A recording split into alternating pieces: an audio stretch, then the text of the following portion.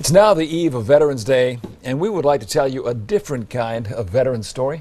They served secretly under the CIA during the Vietnam War. This is a story, as some call it, about America's unfinished business, the forgotten veterans, and they say time is of the essence.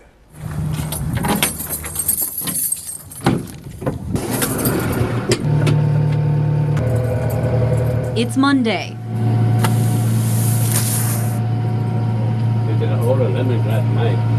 And Gia Vang is starting out the week making sure his first harvest of lemongrass It's good for your body. Is going smoothly. Gia Long, a man who knows a bit of English but prefers to speak his native tongue Hmong, has been farming on about 20 acres in Fresno County since he arrived in the valley in the early 80s.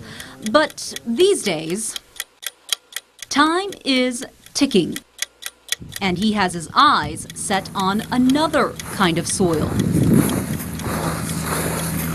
A national cemetery, a special place where only America's bravest and their families are laid to rest.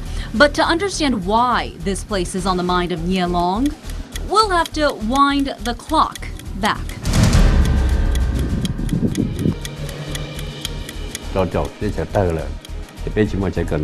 In 1960, our land blew up and we had no more school, so I became a soldier. And just like that, a fresh-faced Hmong kid in Laos was made into a soldier fighting the spread of communism. His equipment and training all from the U.S. CIA. Gia Long was part of the Special Guerrilla Unit, or SGU as it's known, and it was also top secret. Scared or not scared, I didn't know life or death. You only know the now. They were saving American pilots against the North Vietnamese communist regime, disrupting the heavily traveled Ho Chi Minh Trail, and protecting U.S. military sites. Gia Long, though, worked reconnaissance. In other words, going into enemy territory. We went undercover. We called on which planes needed to be shot down. We watched suspicious cars parked, and we'd make calls to the central headquarters, who would then relay it to the Americans to bomb it. In the end, many Americans made the ultimate sacrifice.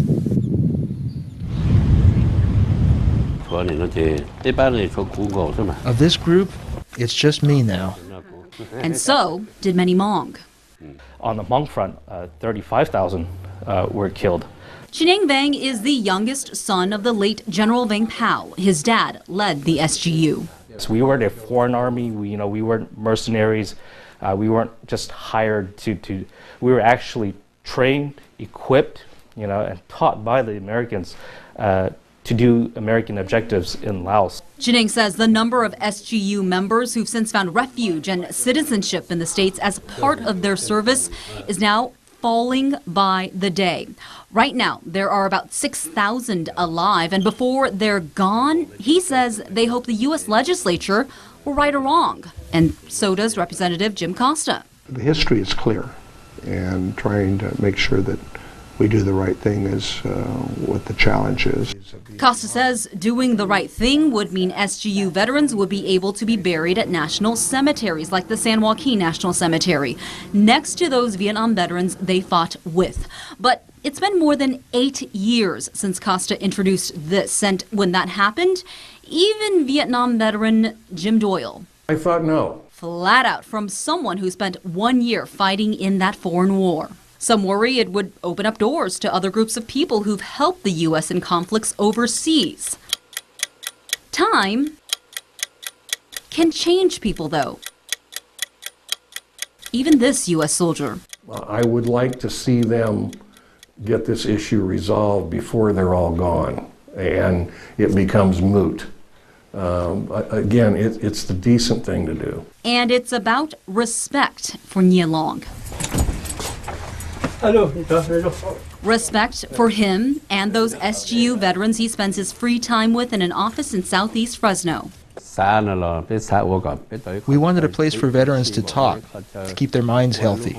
The headquarters of the SGU might be bare and small, but Gia Long believes they've got a big mission now, and that is hoping to get America to notice their sacrifice.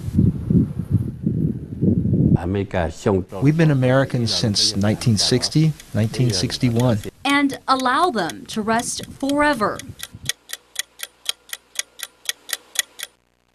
in a special place like this. Yes, we are Hmong American soldiers, no doubt. We earned that.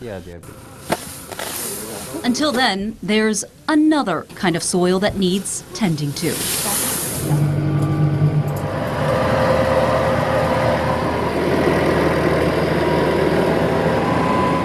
Supporters of this bill say Filipinos who fought in World War II were able to get rights of a similar kind here in the U.S., so they say there's precedent in their opinion. The bill also covers Lao veterans and would give them access to the VA.